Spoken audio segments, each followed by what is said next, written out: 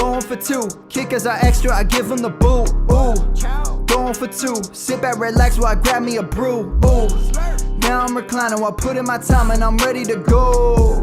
My spine is aligning and much my lineups, my bank account grow.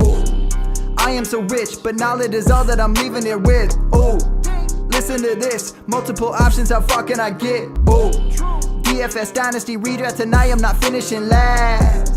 I'm finishing past any and all, I am looking to last. What else? This spot is popping and I am so locked in and only opening the door when it is opportunity knocking. And all of these spots keep on talking and talking. So what are we talking? What kind of alignment? And running it deep, even players forgotten or came from the bottom or hitting that top. And this spot is popping, yeah, this spot is popping. And woo! This is the armchair, yeah. Put up your arms, yeah. Sound the alarm, yeah, yeah, yeah. Woo! What's going on, guys, and welcome to episode 309 of the Armchair Fantasy Show. I'm your host, of course, Jeff Lambert. You can follow me on Twitter at JeffLambert77. Of course, we are part of the Going for Two Live podcast network, and we're here every Wednesday night, typically. This week, we're on a special night for the Super Bowl. We're on Fridays. We're on Facebook Live, Twitter, YouTube, and Twitch, and, of course, on all major podcast networks. If you're currently watching us on Twitter, Twitter cannot get comments to our platform, so go find us on YouTube. YouTube.com/@Going4Two Live. You can comment on the show there. Make sure you hit that like button when you get there and subscribe. I'm here as always with my co-host, Mr. Ryan Searfoss. What's up, Ryan? Yeah, Ryan. Just exciting weekend for football, yeah. Oh, yes. Hear me? Yeah, we can hear you. No? Did I?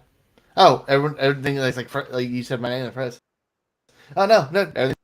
I got excited to eat some food and have a good time. And that. And as usual, we got some technical difficulties right off the bat. But Ryan, we got you. I can hear you. I don't know if you can hear me. No, I have full green bars. Okay. Don't blame me. Yeah. All right. Also joining us tonight. It's you. It's not me. I got green bars too, man. I'm coming in clear, I hope. Joining us tonight is our special guest tonight. If you live in the DMV area, you probably know this guy from the morning show, the Sports Junkies on 106.7 The Fan. He's known as Cakes, and you can follow him on Twitter at Money Metal Cakes. What's up, Cakes? What's up, guys? Thanks for having me join you tonight. I appreciate it, and looking forward to talking about the Super Bowl and some props. And yeah, let's do it, man. I'm ready for it. Let's do it. All right. As always, guys, today's show is brought to you by Underdog Fantasy. Check out their industry-leading best ball leagues with huge tournaments, private leagues, and their pick'ems for every major sport. Sign up with our promo code GF2 and get a deposit match up to $100. It's as simple as that. Sign up, use promo code GF2, and start drafting. And if you are drafting for the Super Bowl, you haven't doing pickups for the Super Bowl, they have a free square right now. Jalen Hurts over half a yard, total yards that you can use for your pick'ems. So make sure you go check that out. Use promo code GF2. We got a great show tonight, so we're going to obviously break down the Super Bowl. We'll give you some of our favorite player props for this game. You know, this is like the biggest betting night of the year. There's going to be a lot of money going around, so definitely sit down and listen to us, and we'll give you some great props. But, of course, we always start off with our nonsense draft. Attention, everyone. Let's mock draft. All right, as usual, we're going to do a 3-round, 3-team mock draft. And tonight we are drafting wild animals you'd want on your side in a battle royale fight to the death. So that's a pretty long title there, but we're just going to be drafting some badass animals. So you're the guest here, Cake, so you get to go first here. What you got? All right, perfect. I brought a visual aid. My wife is a teacher, so this is not a very fearsome-looking whiteboard. Okay, because it has paw prints around the side, so you can disregard those. So I have the number one pick, and I'm going with an animal that I was borderline obsessed with as a kid, kind of dangerously so. Great white shark is my one seed. I mean, I'm going to bring that in the battle royale, and I mean, it's the apex predator of the high seas. So I'm very comfortable with this as my number one pick. So great white shark off the board. I'm running this one up to the commissioner. This is who is going to join me in the battle royale. So now you guys are off and running with your picks. Yeah, that's a great pick. And you had asked me in the chat before if we could do ocean animals, and I wasn't sure. But when you asked the question, I was like, yeah, let's do that. I got one that I want to use as well. Luckily, it wasn't the great white. I got another one, but okay. Ryan, you got the 102. Luckily for me and my team, I don't swim real well, so I'm staying away from that anyways. But I got a little weird here. I'm taking the bald eagle. It's enormous. It can attack from above. It got those just talons on it. And who's going to catch it? Yeah, that's a good one. I like that. I actually almost hit a bald eagle today with my car. Oh, wow. Like, really, dude, he was like, you'd he be was straight in swooping. jail. Yeah, he was swooping above, like on the street, and there was something Right. dead in the middle of the street. He started to swoop down just as I was coming with my car. Luckily, he saw me before I got there and took back off up in the air. I was like, That's holy terrifying. shit. Yeah, it was I pretty sent him after you, man. Yeah. Yeah. Yeah, you already got a head start. All right, so I'm going with a little bit weird as well. This is not some animal that you typically think of as being a predator or a fearsome animal, but it's built like a freaking tank, and I want to see one of your animals take this guy down. But a hippo. I'm going with the hippopotamus. Obviously has one of the strongest bites in the world, and he's just massive. I've seen videos of them actually picking up lions with their teeth just to protect their young. So the hippo is what I'm going with here at the 103. That's the deadliest animal in the world right now, right? I believe so. I believe more it people is. die from hippo than any other animal. Yeah. Any other thing. Yep, exactly. I had to scratch that off my board. It was definitely on my list. So now Yep. scramble a little bit. All right, Cakes, we're back to you here at the 104. I'm going to go to Antarctica for my second animal. I think this is a pretty easy pick. I'm going to fill it in here at number 2. With my second pick, I am going with polar bear. Polar bear. Gigantic, fearsome. Yeah. I mean that I think that pairs well with my first great white shark. I think it's a solid 1-2 at the top of the draft. So polar bear, they can stand about, I think, 9 or close to 10 feet tall. Yeah. It's pretty vicious. I think that works as my second pick. I was glad it was there for pick number 2. Yeah, I like it. And as far as bears go too, there's a guy on TikTok that I follow. He does all these fearsome animals, but he talks about bears a lot, and he says the polar bears are the most aggressive. Like, grizzly bears are big and strong, but they'll mostly avoid you. When a polar bear sees you, it's probably the end of you right there. So Perfect. I like it. You're done. Works out You're perfect. Done, so. Yeah. All right, Ryan, you got the 105. That was the one I was debating with my other one. Again, that's going to sound a little bit weird, but this animal is known for killing lions by kicking them in the ribs and chest. It can take a bullet to the sternum, and it doesn't even break through because of the way it's built. It can run over 45 miles per hour, and it's an ostrich. Oh, nice. I didn't have that one on my list, but that's an awesome one. Like it. And they scare me, like, more than almost any other animal. They're like velociraptors. I don't like that. Yeah, absolutely. That's a great pick. I did not have that one on my list. Good stuff. All right, so I mentioned that I, wanted something from the ocean as well. And the guy I mentioned that I follow on TikTok talks about this animal a lot. And they're freaking intelligent as hell. I've seen them knocking seals off of ice shelves by going underneath them and creating tidal waves. The orca, the killer whale. They travel in pods, but if I had just one of those, I think that they're pretty badass. And like I said, they're super intelligent. So I'm going with the orca here at the 106. All right, Cakes, you got the 107. All right, we're only doing 3 each, right?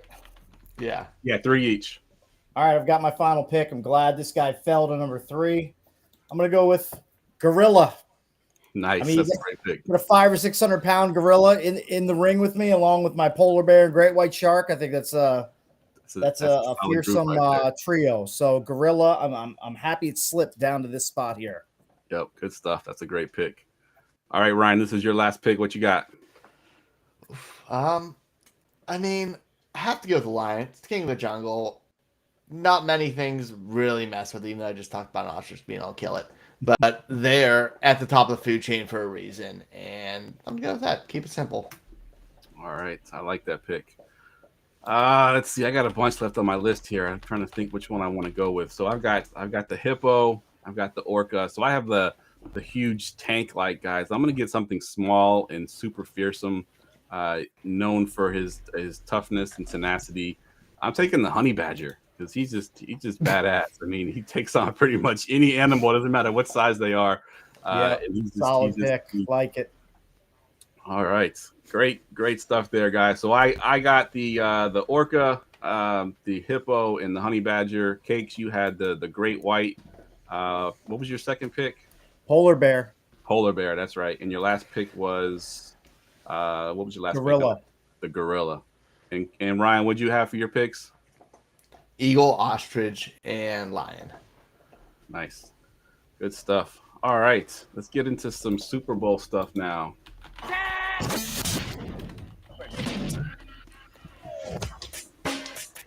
This week's game-by-game previews. Obviously, only one game left to preview this week, the Super Bowl, the big one. So we're just going to talk about it from a general standpoint, not fantasy related, just in the general standpoint of what we think is going to happen in the game, who we're picking. We'll get to our picks at the end, actually, but just talk about kind of how the game is in leading up to the game. We'll go to you first, Cakes. What do you think of this game? Is this something that you thought you saw coming in the beginning of the season, or were you surprised by this team's? I'm more surprised by the Eagles and especially the development of Jalen Hurts. I mean, coming from a fantasy perspective, all of us, I'm sure, we love the built-in rushing floor that Jalen Hurts brought in, late in his rookie season, early in his second season. But the development of him as a pocket passer really helped elevate the Eagles to complement their fearsome rushing attack. They used to be able to just kind of load up against that and dare Jalen Hurts to beat you from the pocket. That's not the case anymore. Now Jalen Hurts, after they add A.J. Brown to the draft day trade, Devonta Smith is not a number 2 receiver. They basically have 2 number 1 wideouts there. Goddard, I mean, he just has so many weapons, and he's gotten so much better at sensing the defense, reading defenses, and working from inside the pocket. And then if he breaks the pocket, we all know about his rushing acumen. So I'm more surprised by the Eagles. A lot of people thought the Chiefs were going to have a tougher road because, the AFC West is so high and mighty coming into the season. But we saw the bumps and bruises that teams like the Broncos and Russell Wilson and the struggles of the Raiders. So Chiefs had a little bit of an easier path. I'm more surprised by the Eagles, but look, they're 2 number 1 seeds that made it to the end. This is what us as NFL fans are craving and wanting as far as a Super Bowl matchup. It's not like one team luckbox their way into the Super Bowl. These teams are both deserving. I think the Eagles are a little more of a surprise, but from the way they played during the regular season, not super surprised to see the Chiefs and Eagles here at the end. Yeah, I agree. I think, looking from the, back in September, you wouldn't see the Eagles at this point. But I think as the way they played throughout the season, it became obvious that they were definitely full-on contenders. And like you mentioned, Hurts has been, nothing short of amazing this year. We kind of had our doubts coming into the season, but he put all those doubts to rest for sure. Ryan, what about you here? What are your thoughts on this game? You think it's going to be a high-scoring game? I think it's going to be lower scoring than people are going to think it's going to be. As weird as it sounds, I feel like the Chiefs want to slow this game down because they kind of nickel and dime their way down the field. They have this Eagles team that can essentially score whenever with those weapons. Like you mentioned with A.J. Brown and Devonta Smith, there's not much better and bigger playmaking tandem. So the Chiefs, I think they're going to run the ball a little bit more. They both have pretty good defenses that we don't really get talked about. I think it'll be a little lower scoring than we think, but should be a good game. Yeah, I'm predicting a close game as well. I like this matchup. Like you mentioned, Cakes, the 2 number 1s. First time this has happened, I think, since it was Eagles and Patriots, I believe, were both number 1 seeds when they played, a few years ago. So both number 1 seeds should be a good game. I think teams they both come out a little sort of feeling each other out, and then eventually I think it does become a high-scoring game. But, yeah, definitely looking forward to this matchup. Unfortunately, my team, of course, the 49ers, lost in the worst way possible against the Eagles in the last round. But I think just from a football fan's perspective, I think this is going to be a great game. Cakes, are there any key players or matchups that you think, have to have a big game for either team for them to pull this one out?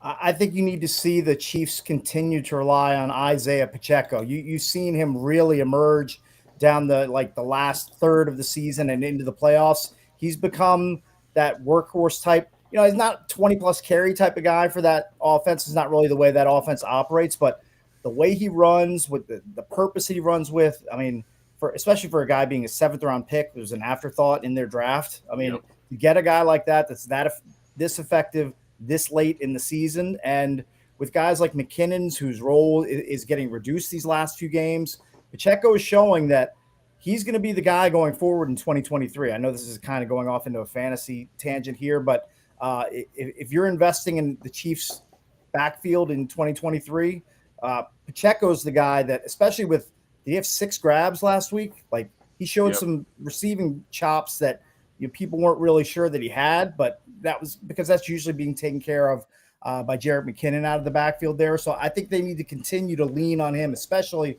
with Mahomes' ankle injury. They don't want him running around in the pockets. They want to limit that as much as they can. So if they can turn around and hand the ball to a hammer like Pacheco 12 to 14, maybe 15 times in this matchup, I think that's going to bode well for the Chiefs. I think they need to kind of lean into that this weekend. Yeah, I like that. In the one loss that the Eagles officially had, with their full team, was against your Commanders, Cakes, and that's what they did. They just kept running the damn ball down the throat. Right. That's kind of how they did it. Robinson, wasn't necessarily efficient, but they just kept handing them the ball, and Eagles couldn't slow them down. So it ended up working out for them. So that's kind of the blueprint, I think. And I think you're right. Pacheco is that hammer, who happens to have breakaway speed too. I think he's like a 4.3 40, which is ridiculous. Yeah, I mean, I don't know how that guy lasted into the 7th round. I mean, I'm sure a lot of it is just devaluing of running backs as a whole in the NFL at this point. And I'm sure the Chiefs are just shaking their head like, we burned a 1st-round pick on CEH a couple years ago, and that guy can't even crack the rotation. I know he's been dealing with injuries, and looks like he'll be active for the Super Bowl, but I would expect him to have a very, very small, minimal role, especially with the emergence of Pacheco and McKinnon as the receiving threat out of the backfield there. Agreed. Ryan, what about you? Any matchups or anything you're looking at in this game? Honestly, I know we're a fantasy podcast and it feels weird saying it on here. It's their offensive line versus defensive lines in these games. You got the teams that are the top 2 teams in sacks in the league, between Eagles are 1 and Chiefs are 2. Whoever's line steps up and protects their quarterback, I think, has the biggest advantage of the game. Yeah, I agree. I mean, I think we can say that about almost any football game, that it's kind of one in the trenches where, us fancy players don't want to talk about much. But this one in particular, I mean, Hassan Reddick on the Eagles side has been just a monster. I mean, he just creates so many issues. He's basically unblockable. So I'm curious to see how Mahomes can handle that kind of pressure. But yeah, definitely what I'm looking at as well is those defense and offensive lines. So real quick, Cakes, what does the Eagles have to do to win this game? What's your one key thing that they need to do? I think they have to keep relying on Jalen Hurts. If he's having trouble passing the ball, just tuck the ball and run, because this is a Chiefs defense that struggles at stopping rushing quarterbacks. I think they're 7th worst in the league in that stat. So it doesn't bode well for them if Jalen Hurts, is running that RPO to perfection, and they get them to, dive down on Sanders or Gainwell out of the backfield. And then, all of a sudden he's out for a 10 or 12 yard chunk play. If they can get 50 plus ish rushing yards from Jalen Hurts to go along with the passing game that we know is super effective, to keep that Chiefs defense off balance as much as possible, I think that's one of the keys to the Eagles offensively in the game. I like it. Ryan, what about you? Keys for the Chiefs to win? What's their main thing they need to have?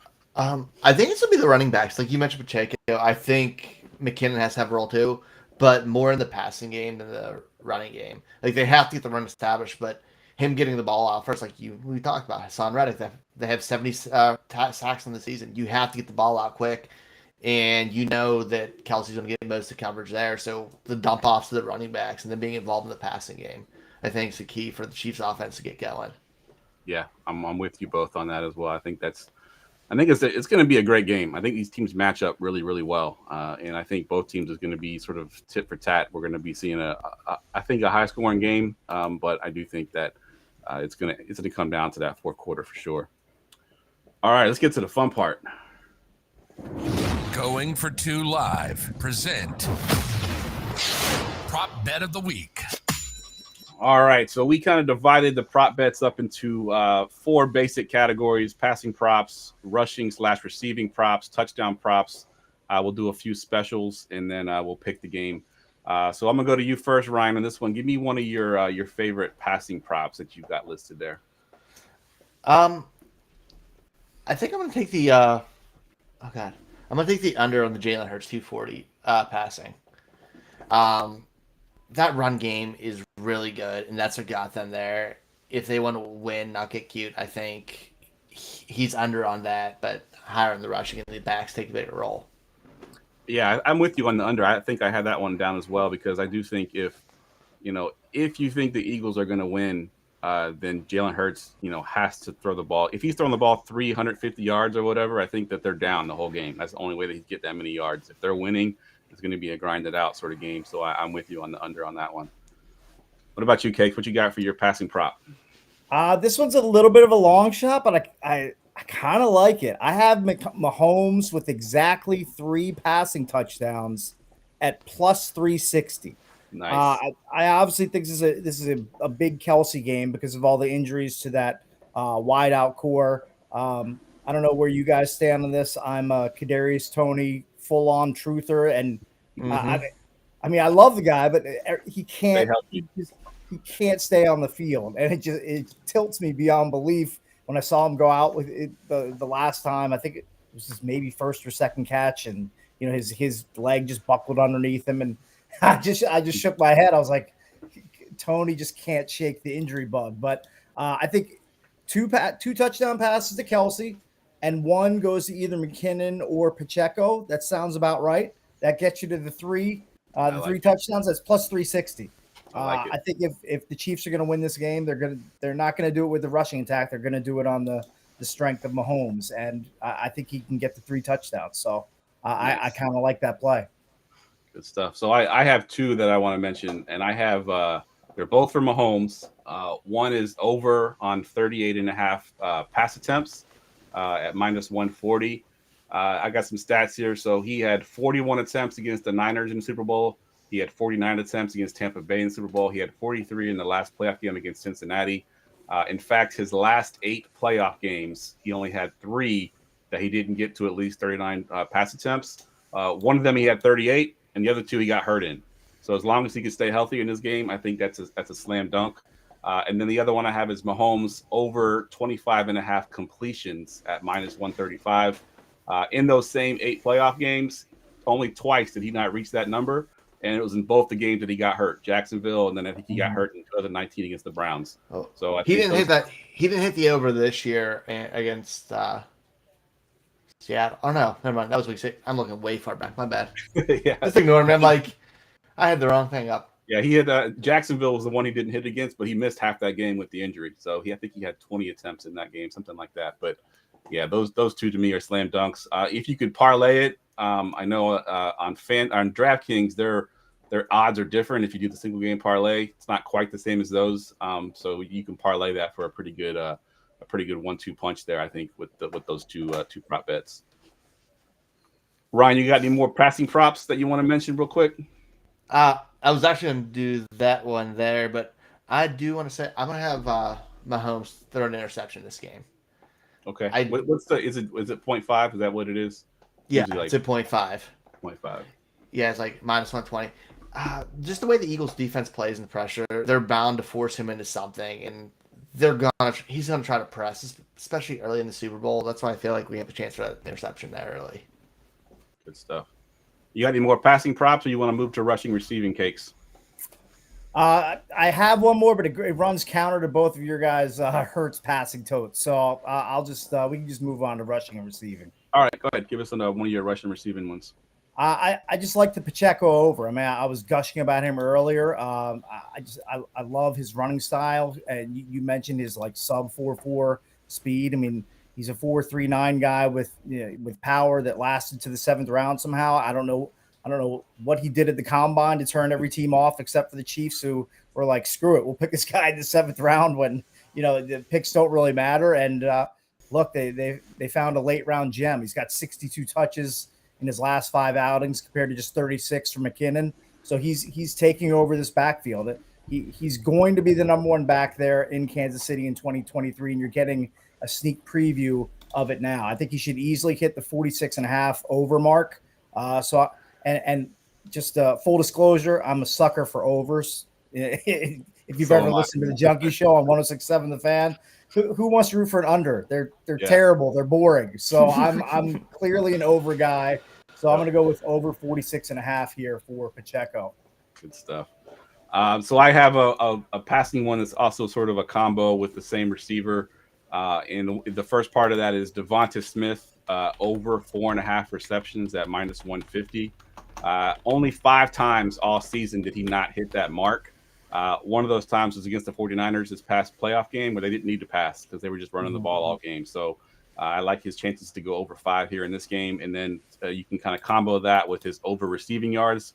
Over 62.5 is the line at minus 125. Only twice all season did he catch at least 5 passes and not have at least 62.5 yards.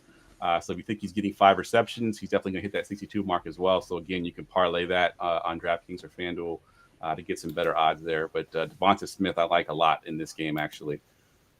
By the way, Devonta Smith was just a huge coup for me in one of my leagues this year. Like I wasn't able to get AJ Brown in the early rounds, so I picked Devonta Smith as my number 3 wideout, and he gave me pretty much close to number 1 wideout production. Yep. So Absolutely. I mean that's a guy whose stock is going to be much higher when we're drafting in late August and early September. I mean, he just had a monster year. I think he had 95 grabs on the year. I don't have his numbers in front of me, but Yeah, he became Jalen Hurts' real security blanket there in Philly, especially when Goddard was out. His numbers spiked.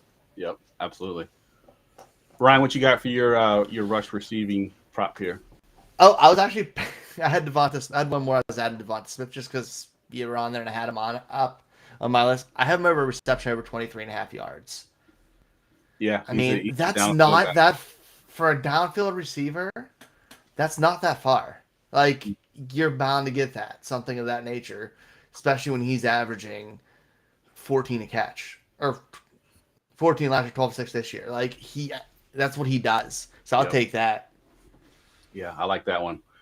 I got a rushing one here that I want to mention. I got a Miles Sanders, and I know you said you hate taking unders cakes, and I usually do as well. But this one I like Miles Sanders under the 68.5 total yards at minus 115. His last 5 games, he only had a 40% snap share. They've kind of limited him a little bit. Gainwell's been kind of showing out, so they've been mixing Gainwell in there. And the Chiefs' run defense, it's not great, but it's better than their pass defense. I do think it's good enough to slow down Miles Sanders. So I've taken the under there, 68.5 on Miles Sanders. I'm going to go against what I just said about taking unders. I do have one under rushing prop. I think it's a no-brainer to take Mahomes on the under 19.5. 4 of his last 5 games dating back into the regular season and playoffs, he's rushed for exactly 8 yards. 4 out of 5. He's been under 10 yards. And I'm sure Andy Reid and Bieniemy do not want him rushing unless it's the absolute last resort. They don't want him tweaking the ankle. They don't want to see Chad Henne in relief during the Super Bowl. So I think they're going to do whatever they can to keep him in the pocket. I mean, I just don't see him ripping off like a 15-yarder. And I think he's going to need one of those to get to 20. So yeah. I wouldn't put a ton of money on it, but I like him for under 19.5. Yeah, I like that one as well. Ryan, we got a question in the chat from Jamie. He wants to know how you feel about Goddard in this 48.5 yards. Do you like the over or under on that? So I almost had that as my next prop, and like just thinking about it and like looking at his numbers, he's hanging out so close to it. I'm steering clear of it. Like just being a coward, straight up. If I were to bet, I'd probably take the over. I think the Chiefs are going to spend more time on worrying about those wide receivers than him, and he could be a dump-off valve. But I'm kind of steering clear for it because I think it's just so close with how his production's been all year. Yeah, he put a stat up there, too, on Goddard. Goddard has the 3rd most yards after the catch for tight ends and number 1 in yards after the catch per target. And the Chiefs linebackers allow 92% catch rate to tight end. That's a really good one there. So I think I'm going over there as well. I had the one other one I was going to bring up was just based off the coach speak. I know it's Super Bowl weekend and we shouldn't listen to coach speak, but man, the way they're hyping Tony, I believed in the talent before that. Cakes talked about it earlier. his rush and receiving total at 34.5. Yeah. It just feels like free money. Just pray he stays healthy because he can get that. He'll get 20 yards in the first carry or first catch, and then he'll get hurt and not play the rest of the game. Dude, I mean, he's so tantalizing. And we saw, he was his rookie year, right? When he had the explosive game against the Cowboys. Yep. And I had him on obviously I had him on the bench on one of my teams, and I was like, oh my God, it's happening. And then, like I can't remember exactly what happened the next week, but I'm sure he probably got injured or he was getting into a fight with someone in the coaching staff with the Giants. And, he's, for a guy who's only been in the league a couple of years, he's had a very tumultuous and injury-filled career so far. Like, he's a star-crossed type of guy. Like, he's either going to be a superstar or he's just going to be a guy that is a bust because he can't stay on the field. And he's got a weird attitude. Like, right. I don't think there's any in-between landing ground for Kadarius Toney. He's a very polarizing guy. Absolutely. Yeah, and with that skill set in a game like this, I'm willing to take that. I'm willing to take the chance with him. Absolutely. I think they can get some sort of special gimmick play to him as well, and he can get that on one play. Cakes, we got a question directly to you from Shane. He wants to know over under the amount of quarters that Bish watches before he takes NyQuil and passes out. Over under is at 1.5. It's a great question. One of our show co-hosts, he has much better sleep hygiene than the other three co-hosts, myself included. So, yeah, him popping some NyQuil around, like kickoff or maybe 20 minutes into the game, and then his go-to bit is recording the game and then watching like second halves, like when he wakes up before he comes to work the next morning. So I think that's a great call because Super Bowl, is going to kick off around 6:40, even though it's listed at 6:30. It's got the extended halftime. It won't end till 10:15, 10:20.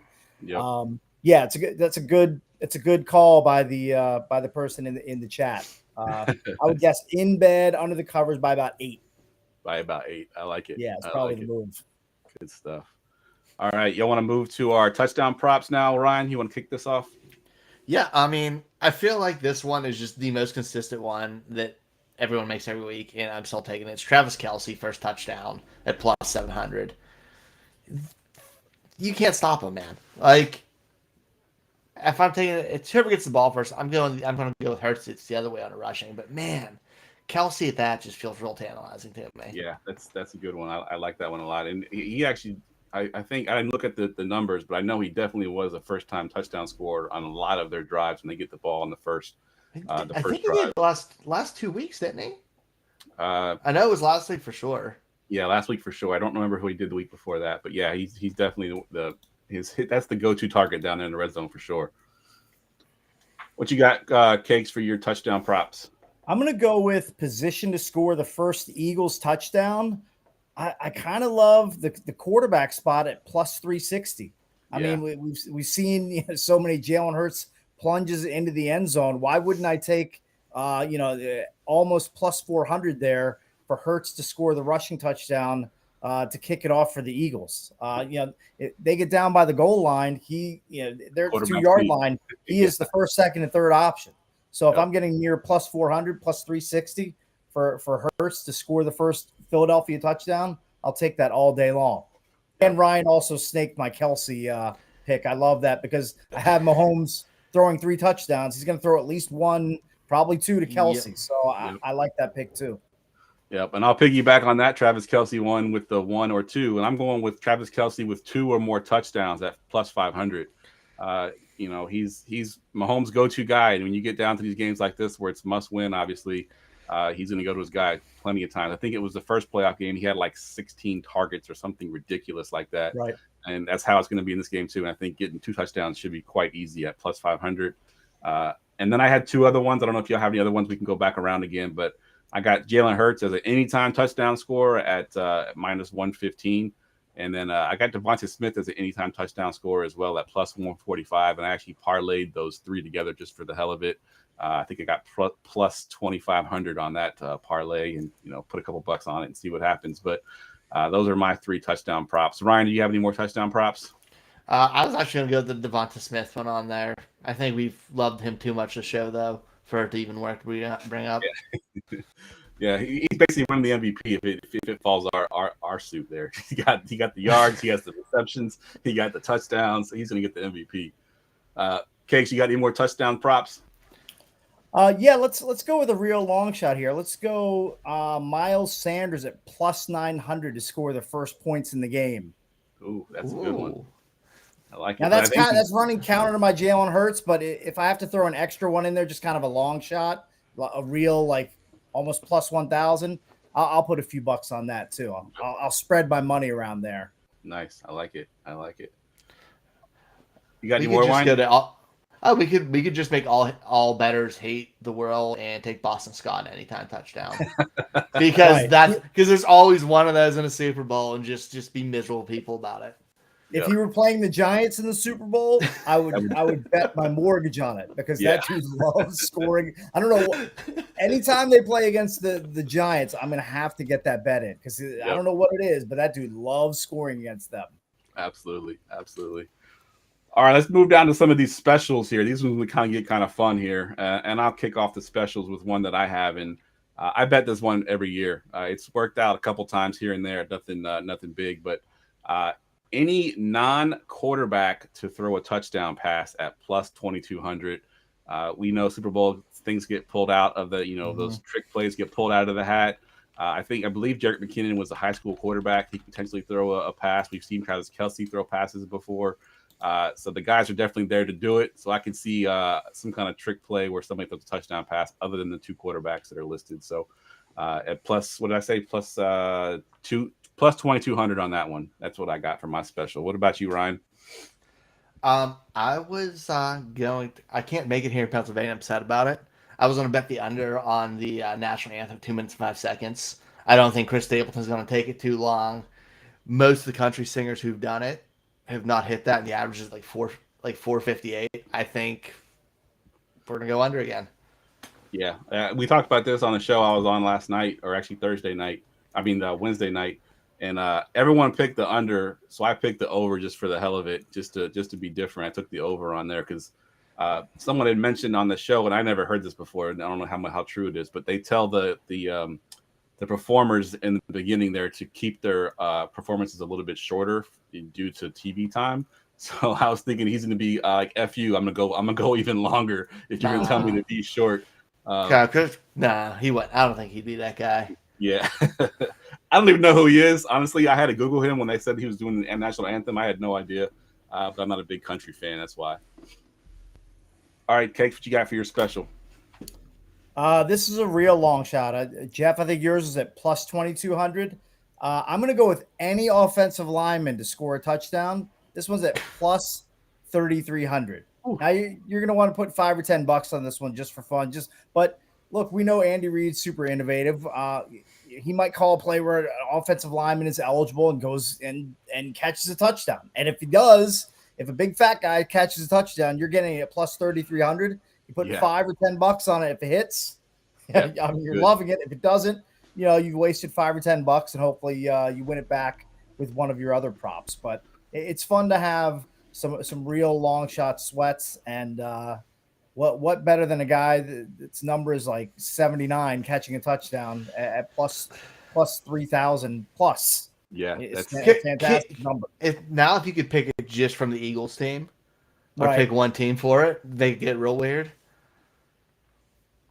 Yeah, if you could do that, definitely. But any offensive lineman to score a touchdown at plus 3,300, that's one that I'm going to put a few bucks on. And both coaches are pretty much known for creative play calling too, so that can definitely be a thing. They're not conservative at all, so I can see them pulling it out of the hat. I like it. You got any more specials you want to mention, Ryan? Yeah, I'm going to take just from the way this playoffs has been, and we have a lot of young guys on both sides, but more on the Eagles. But I feel like with all the comebacks we've seen, I'm going to take a 17-point deficit comeback at plus 2,000. Nice. I like it. And Mahomes has been known for that. I mean, how many times has he been down in the first half in his playoff games? He had that famous one against the Texans where he was down like 21-zip or whatever the score was, and he brought it back. I think that whole entire run that season, he was down in the first half in every single one of those games, even including the Super Bowl when they won against us. Both teams have enough weapons to do it. Yep. I like it. That's a good one. Cakes, you got another special? I'm gonna go into special teams here. I'm gonna go distance of the longest successful field goal because they're playing in pristine conditions in Arizona. There's not gonna be any weather issues to deal with. I'm gonna go over 46.5 yards. The number's not great, but I'm gonna take that at minus 126. I just think that both kickers have more than enough leg to hit one of those, so I'm gonna go with a field goal distance bet. Nice. I'm gonna get that in the mix. I like it. I had one more on here. Mine's not doesn't have really long odds, and I think it's probably possible. But both teams will have a lead at some point in the second half. That's a plus 145. I think that's a pretty slam dunk one to me. I think there's going to be at some point some lead changes in the second half, and that's an easy one to hit at plus 145 in my opinion. All right, let's pick the game now. I want to get the outright winner, the pick against the spread, which is at 1.5 currently, and then take the over or the under of 51. I'll go to you first, Cakes. What you got? I've been pretty staunch behind the Eagles. Nothing that's happened this week in practice is going to sway me off of that. I like the fact that the Eagles are healthy and Patrick Mahomes is not. I don't care if he makes it through a full practice. You can't tell me that he suffered a high ankle sprain 10 or 12 days ago and that he's close to 100% at this point. I love the dual threat of Jalen Hurts. It's pretty amazing to see the leaps and bounds that he's taken as far as passing the ball. This young in his career is only 24 years old. I think he's going to lead this Eagles team to the win. I think they win outright. I think it's been over. And I think they cover because the number is only 1.5 at this point. So I'm all Eagles over here. I'm squarely behind the Eagles in this matchup. Yeah, and I'll just I'm echo also that. a big, gigantic cooler. So just remember that when I'm saying all this. So take that into account. I'm going to piggyback that because I'm going the same thing. I'm going all Eagles and taking the over to win outright to cover the 1.5. They're the favorite right now. So. And then, taking the over the 51. I think it could potentially get up to almost 53 before kickoff. I think it's going to move a little bit more. But right now at 51, I'm definitely taking the over. It gets to 53, then I got to think about it. But at 51, I like the over. Ryan, what you got? Anything different than what we had? Yeah, why not? I'm gonna take the Chiefs. Well, and I've been leaning the Chiefs before that. I think the Eagles have more talent overall on their team, but the Chiefs have two things that I have faith in. That's Patrick Mahomes and Andy Reid. Game like this, it's about keeping the team cool and keeping nerves down, not making mistakes. Those two guys have been there before. They're great at what they do. We have some question marks. I've seen Jalen Hurts crumble in a national championship, get benched before, but I know Mahomes doesn't do that, and I know Andy Reid doesn't do that. So I'm going to take it. I'm going to take them, and I like the over as well. Good stuff. And Jamie's saying he hears the dog in the background saying "Go Browns." Was that your dog in the background, Ryan? And he would never say. Fitz would never say that. Yeah. All right. Let's get to our final segment of the night. Get ready for GoingFor2.com's Forgotten Fantasy Player of the Week. All right, you know how this works. Cakes is going to give us a guy that he's got that's retired, fantasy player from the past. Give us some hints, and me and Ryan are going to try to guess and see if we can figure out who it is. So go ahead, Cakes. Give us your hints here. All right, you guys may be a little young for this guy.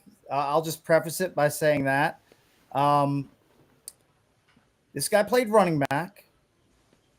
He had one really big year during his career, and it was in 1999. Okay. So you're going to have to go into the Wayback Machine for this player. 1999 running back, one big year. One good year. Highly drafted? I'm sorry? Highly drafted? Let me double check on that. I would say medium drafted. Okay.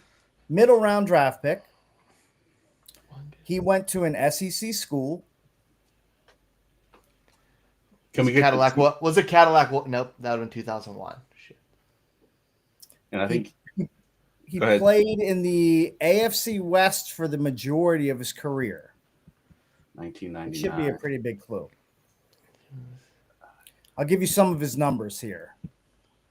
In his rookie season, he rushed for 1,159 yards, and he had 7 end zone trips. So his rookie season was his one big season, or was Correct. there a bigger? Yeah. So he was good as a rookie. He played in the AFC West. Mm-hmm. So 99 would have been. Do you want me to give you the team, or is that too much of a giveaway? So that would that have been who was the first overall pick that year? 99 was what? That was not the Tim Couch year. That was the year before. After. 1999. I'm trying to think who the number 1 pick was. Was that Tim Couch? I would have to go back and look at the first round of that 99 draft. Yeah. Tim Couch. I'm trying to give you guys. Tim Couch, I think, was 99. Was he 98? That's correct. This player had a 5-year career. He finished his career with the Detroit Lions in 2003. And then Couch was 9. So finished his career with the Lions. This is kind of a deep cut. Was he a Raider? I'm just gonna guess. Was he a Raider? That's what I'm thinking.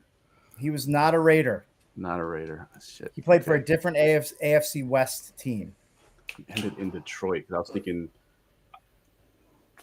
Oh, God. I was thinking Napoleon Kaufman, but that's not it. I don't think his rookie season was his big year anyway. I'll give you the team and see if you guys can name him. The All Denver right. Broncos. Okay. Oh, not No Sean C.J. Moreno. Anderson. There's another hint. No, because No. he had another big year.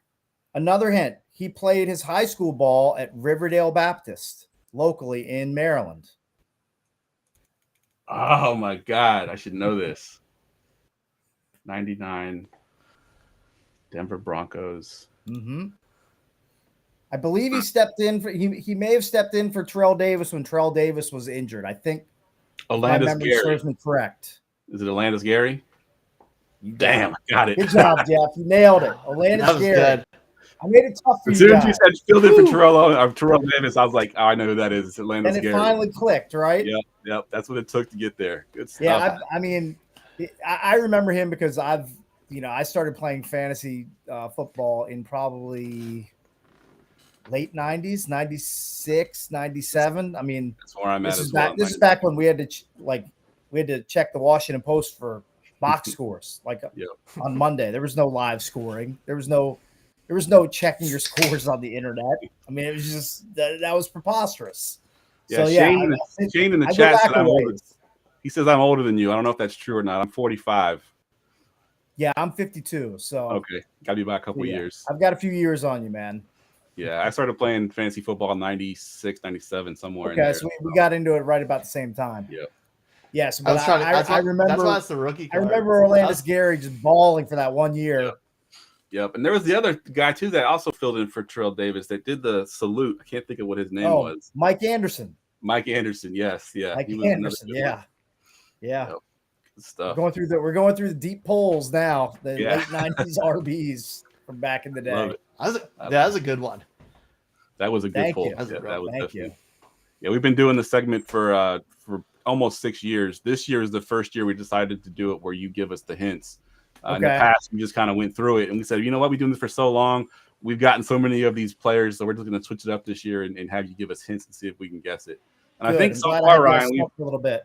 we've guessed all of them so far, right? Haven't we? We finally got. We haven't been getting the answer. This is the first one you got. But it's the first one you got.